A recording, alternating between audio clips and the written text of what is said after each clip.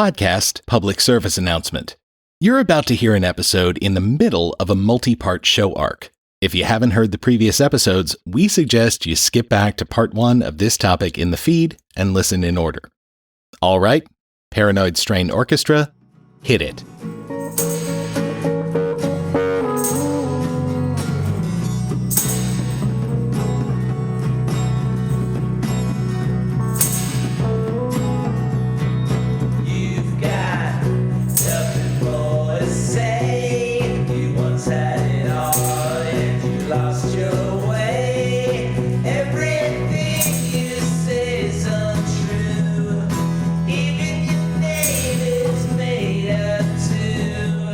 Naturally, the book starts with their retelling of the Béranger-Saunière Rennes-le-Château story, which we've already covered as the initial topic that caught Henry Lincoln's attention and led to the BBC pseudo-documentaries. But while at the end of his films, Lincoln comes to the conclusion that the treasure found by Saunière was actually the secrets of the Pentacle, whatever the fuck that means, here we're back in the midst of a traditional treasure hunt. The history of the village and its environs includes many possible sources of hidden gold or jewels. The Cathar heretics, for example, were reputed to possess something of fabulous and even sacred value, which, according to a number of legends, was the Holy Grail. There was also the vanished treasure of the Knights Templar, whose Grand Master, Bertrand de Blanchefort, commissioned certain mysterious excavations in the vicinity. There were other possible treasures as well. Between the 5th and 8th centuries, much of modern France was ruled by the Merovingian dynasty, which included King Dagobert II. Rennes-le-Château in Dagobert's time was a Visigoth bastion, and Dagobert himself was married to a Visigoth princess. The town might have constituted a sort of royal treasury, and there are documents which speak of great wealth amassed by Dagobert for military conquest and concealed in the environs of Rennes-le-Château. If Saunière discovered some such depository, it would explain the reference in the codes to Dagobert. The Cathars, the Templars, Dagobert II. And there was yet another possible treasure, the vast booty accumulated by the Visigoths during their tempestuous advance through Europe. This might have included something more than conventional booty, possibly items of immense relevance, both symbolic and literal, to Western religious tradition. It might, in short, have included the legendary treasure of the Temple of Jerusalem. But shortly, we learn a brand new evidence-free truth, that the wealth Saunière flaunted in his rebuilding of the church and surrounding areas is the result of blackmail. Have come not from anything of intrinsic financial value, but from knowledge of some kind. If so, could this knowledge have been turned to fiscal account? Could it have been used to blackmail somebody, for example? Could Saunière's wealth have been his payment for silence? We knew that he had received money from Johann von Habsburg. At the same time, his relations with the Austrian Archduke, according to all accounts, were notably cordial. On the other hand, there was one institution which, throughout Saunière's later career, seems to have been distinctly afraid of him: the Vatican. Could Saunière have been blackmailing the Vatican? Or was it? According to the fan mail Lincoln received after the BBC movies, the treasure isn't material at all, but a secret. The secret of the Pinnacle or whatever? Fuck no, Dana! That's old news. Try to keep up. Of all these letters, one seemed to warrant special attention. It came from a retired Anglican priest. Our correspondent wrote with categorical certainty and authority. The treasure, he declared flatly, did not involve gold or precious stones. On the contrary, it consisted of incontrovertible proof that the crucifixion was a fraud and that Jesus was alive as late as AD 45. This claim sounded flagrantly absurd. What could possibly comprise incontrovertible proof that Jesus survived the crucifixion? We were unable to imagine anything which could not be disbelieved or repudiated. At the same time, the sheer extravagance of the assertion begged for clarification and elaboration. Wait, so now they've decided there isn't any treasure in the traditional pirate sense? Could you maybe explain the traditional pirate sense of treasure? You're a bastard. Matey, run up the skulls and crossbones. There's Spanish galleons to be filled to the brim with ducats, just waiting to be plundered. Lash yourselves to the mizzen, boys. It's pieces of 8 or David Jones's locker for the lot of you scalawags. You're the gift that keeps on giving, Dana. So, they can't decide at all what this treasure is supposed to be, but that's the least of the problems in the early going. More concerning are the baseless claims these guys make about the topics we've previously covered in depth. For example, they suggest that this was the core of Cathar belief. The majority of Cathars seem to have regarded him as a prophet, no different from any other, a mortal being who, on behalf of the principle of love, died on the cross. There was nothing mystical, nothing divine about the crucifixion, if indeed it was relevant at all, which many Cathars appear to have doubted. You'll note that a very human Jesus is pretty much the opposite of the unblemished, immaterial, all-spirit Christ that qualified scholars cite as the mainstream of the Cathars' theology. The Holy Blood guys also conjure far more ties between the Templars and the Cathars than are warranted. For example, they connect up the Templars' confessions of worshipping a head of some kind, the mysterious Baphomet discussed previously, and suggest that because some knights in their confessions before King Philip's lawyers mentioned whipping the head with ropes or cords of some kind, for some reason, and because some Cathars were known to wear a sacred cord of some kind per the Holy Blood guys, that serves as evidence of a connection between the two groups. Really? But that breathtaking leap pales in comparison to their next conclusion. The cord, mentioned in the last item, is reminiscent of the Cathars, who were also alleged to have worn a sacred cord of some kind. But most striking in the list is the head's purported capacity to engender riches, make trees flower, and bring fertility to the land. These properties coincide remarkably with those ascribed in the romances to the Holy Grail. Wait, they think Baphomet is a Holy Grail? Well, maybe on this page they do, but they changed their mind a bunch within the course of this one book. They're not going to be pinned down to one ludicrous suggestion, Dana. They also rewrite the history of the Templars, including why they were in Jerusalem in the first place, and what they were doing while they were there, and then they take those baseless speculations and make even less warranted assumptions on top of them. In the mid-12th century, a pilgrim to the Holy Land, one Johann von Würzburg, wrote of a visit to the so-called Stables of Solomon. These stables, situated directly beneath the temple itself, are still visible. They were large enough, Johann reported, to hold 2,000 horses, and it was in these stables that the Templars quartered their mounts. According to at least one other historian, the Templars were using these stables for their horses as early as 1124. It would thus seem likely that the fledgling order, almost immediately after its inception, undertook excavations beneath the temple. Such excavations might well imply that the knights were actively looking for something. It might even imply that they were deliberately sent to the Holy Land with the express commission of finding something. If this supposition is valid, it would explain a number of anomalies. Their installation in the royal palace, for example, and the silence of the chronicler. But if they were sent to Palestine, who sent them? We supposed that something was discovered in the Holy Land either by accident or design, something of immense import, which aroused the interest of some of Europe's most influential noblemen. We further supposed that this discovery involved, directly or indirectly, a great deal of potential wealth, as well perhaps as something else, something that had to be kept secret, something which could only be divulged to a small number of high-ranking lords. Begging the question. We know, Dana. We know. But the whole time they keep reminding you they are super skeptical dudes who aren't just accepting whatever nonsense they read. Obviously. We were extremely skeptical, like most people, about conspiracy theories of history, and most of the assertions quoted struck us as irrelevant, improbable, and or absurd. But the fact remained that certain people were promulgating them, and doing so quite seriously, and there was reason to believe, from positions of considerable power.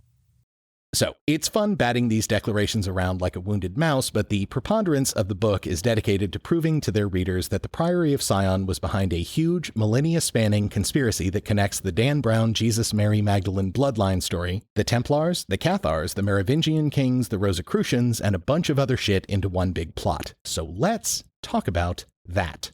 First of all, you remember that Pierre Plantard, the Priory member whom Lincoln interviewed for his ridiculous documentaries, stated that Jean Cocteau, the famous filmmaker and poet, was a recent Grand Master of the Priory. Well, he wasn't the only notable person named as a former leader. In fact, one of the documents that the Holy Blood guys dug up in the Bibliothèque Nationale was a complete list of all Grand Masters.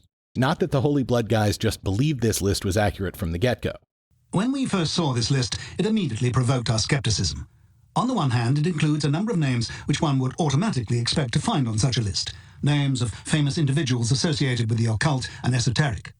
Nicolas Flamel, for instance, is perhaps the most famous and well-documented of medieval alchemists. Robert Fludd, 17th century philosopher, was an exponent of Hermetic thought and other arcane subjects. The list also includes a number of illustrious and improbable names. Names like Leonardo da Vinci, and Sandro Filippetti, who is better known as Botticelli. There are names of distinguished scientists like Robert Boyle and Sir Isaac Newton. During the last 2 centuries, the Prieuré de Sion's Grand Masters are alleged to have included such important literary and cultural figures as Victor Hugo, Claude Debussy, and Jean Cocteau. By including such names, the list in the Dossier Secret could not but appear suspect. It was almost inconceivable that some of the individuals cited had presided over a secret society, and still more, a secret society devoted to occult and esoteric interests. Boyle and Newton, for example, are hardly names that people in the 20th century associate with the occult and esoteric. It's worth noting that Da Vinci's appearance on that list is a key reason for the painter's prominence in the Dan Brown novel. The 3 Holy Blood Musketeers end up deciding that this, as well as the other documents they've found, contain many clues that mesh with their other research, and therefore that the odds that all of these documents were forgeries in support of a hoax is unlikely. It's not as if the Bibliothèque Nationale documents were the only ones they found discussing the priory. There were other unrelated researchers who were chronicling these topics, and in some instances those authors had met with some strangely sinister ends. In 1973, a book was published entitled Les Dessous d'une ambition politique, The Undercurrents of a Political Ambition. This book, written by a Swiss journalist named Mathieu Paoli, recounts the author's exhaustive attempts to investigate the Prieuré de Sion. Like us, Monsieur Paoli eventually established contact with a representative of the order, whom he does not identify by name. But Monsieur Paoli did not have the prestige of the BBC behind him, and the representative he met would seem to have been of lesser status than Monsieur Plantard. Nor was his representative as communicative as Monsieur Plantard was with us. When we inquired about him, we were told that in 1977 or 1978, he had been shot as a spy by the Israeli government for attempting to sell secrets to the Arabs. Plus, many of the Bibliothèque documents had named authors like Swiss researcher Henri Laboneau, a pseudonym for Austrian art historian Leo Schidloff. And finally, nobody seemed to be making a dime off this stuff, so why would anyone go to the trouble of faking all of it? Decent point. And then there's the fact that Pierre Plantard is a documented descendant of a line that some would suggest has a legitimate claim on the French monarchy should such an institution ever return. And restoring the Merovingian line does seem to be at least one of the long-term aims of the priory. Even your name is made up to Holy Blood and Holy Grail, another fantasy for sale. From the tomb to the throne, keep on digging all your bones. You're so funny, a funny fool.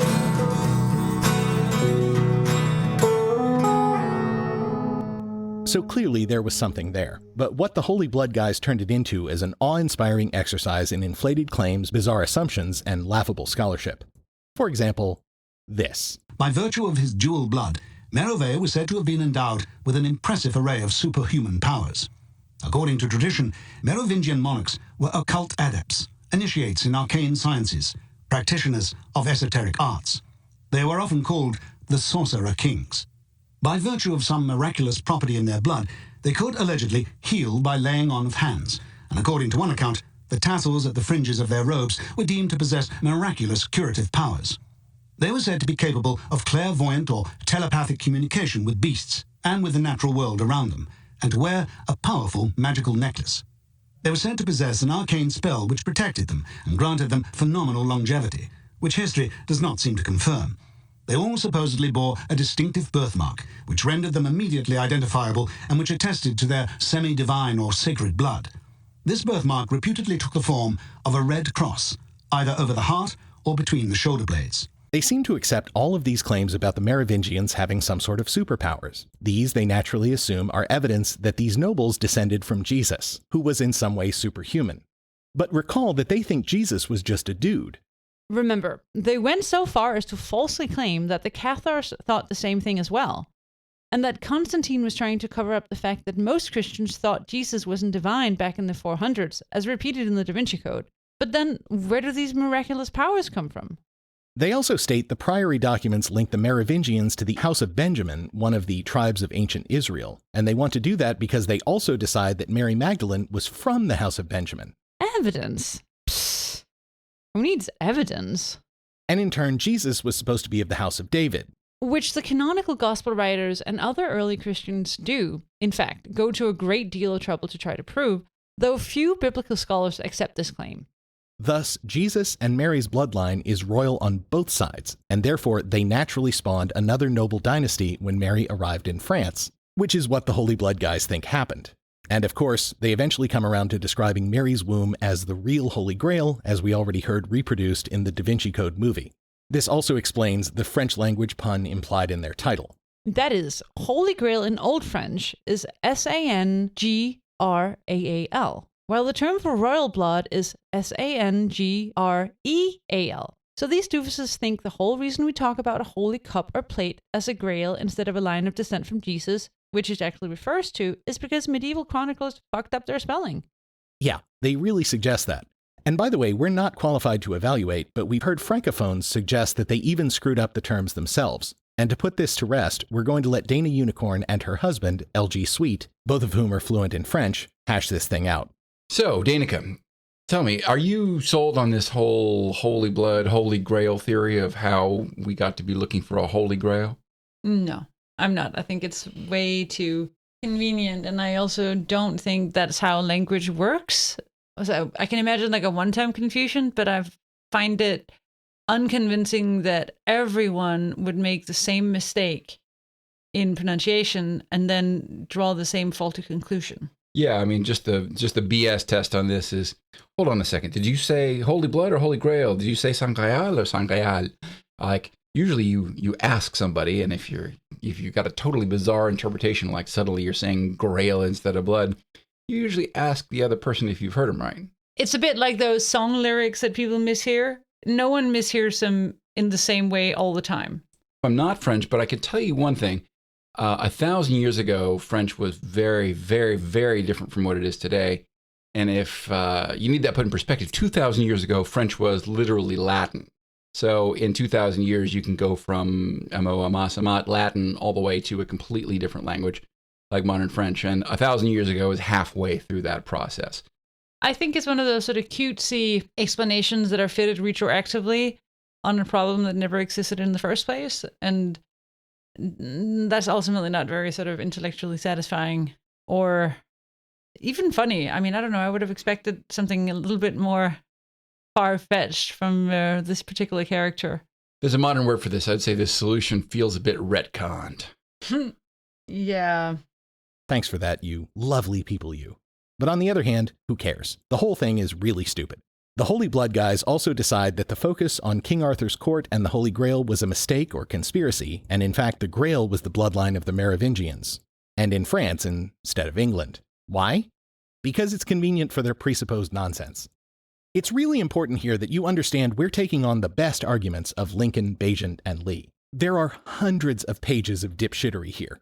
For an example, this is one of our favorites of their dumbest class of arguments. In the narrative of the Gospels, there's a tradition that the Roman authorities would release a prisoner chosen by the crowd during Passover each year.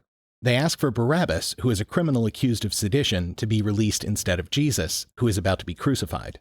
Scholars don't believe any such event ever happened, of course. The Romans don't give a shit about Passover, a Jewish holy day, and wouldn't let any seditionists avoid execution anyway. The theological point of the story is that everyone represented by the bloodthirsty crowd is responsible for the sin of murdering Jesus.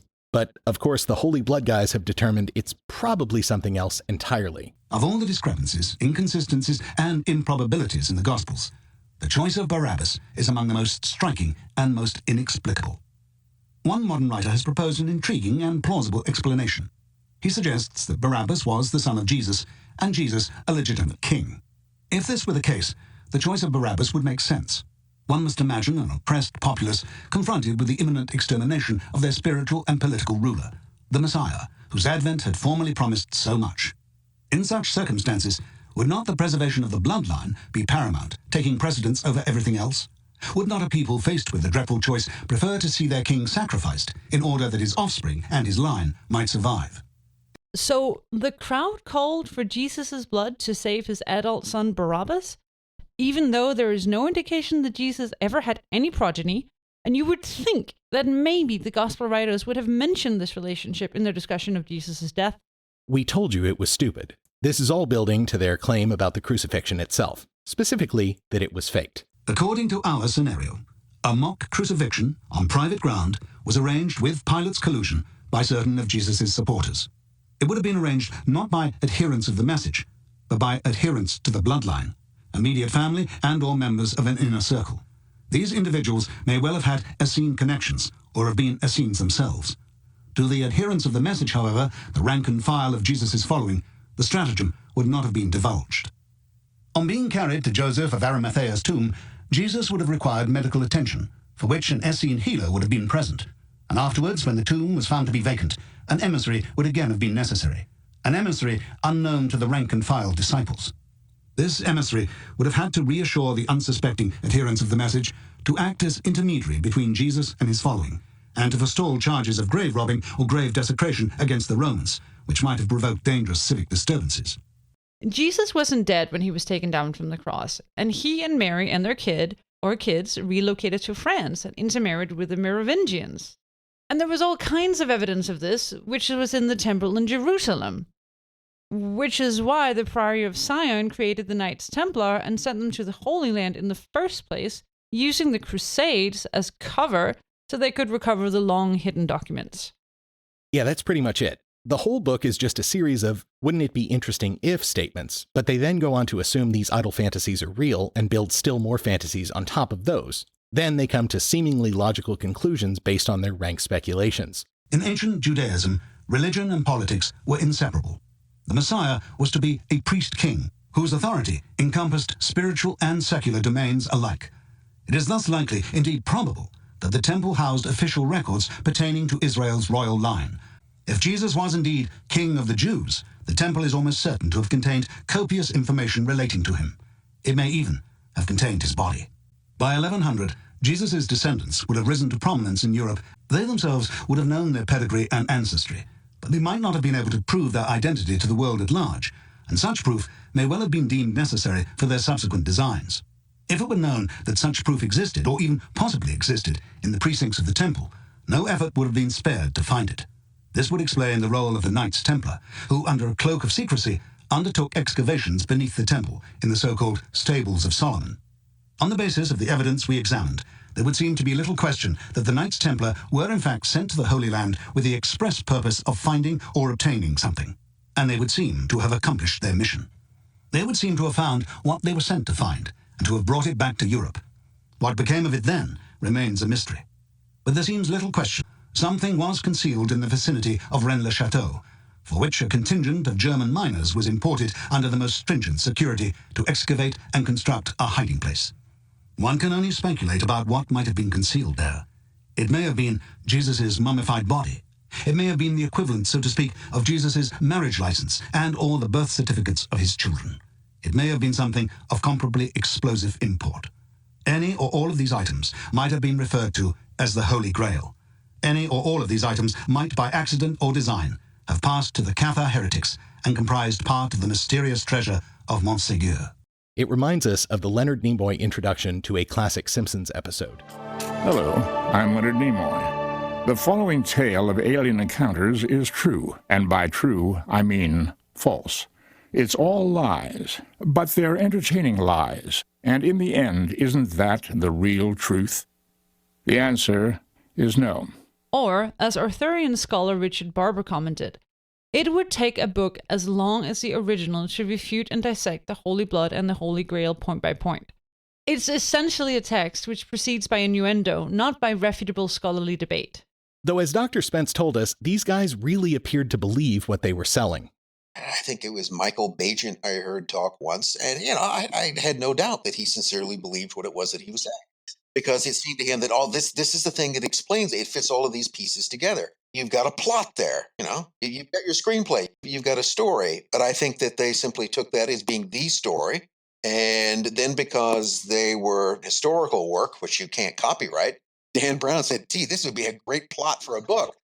And for another book after that, and maybe some more after that. But for all the nonsense and self-indulgent doofusry of the Holy Blood Gang, they do deserve credit for one thing, which is popularizing in English-speaking countries one of the most astonishing discoveries of the 20th century, the ongoing existence of an ancient, truly secret society whose members included an array of the most important figures of the past and which is dedicated to bringing about a better world.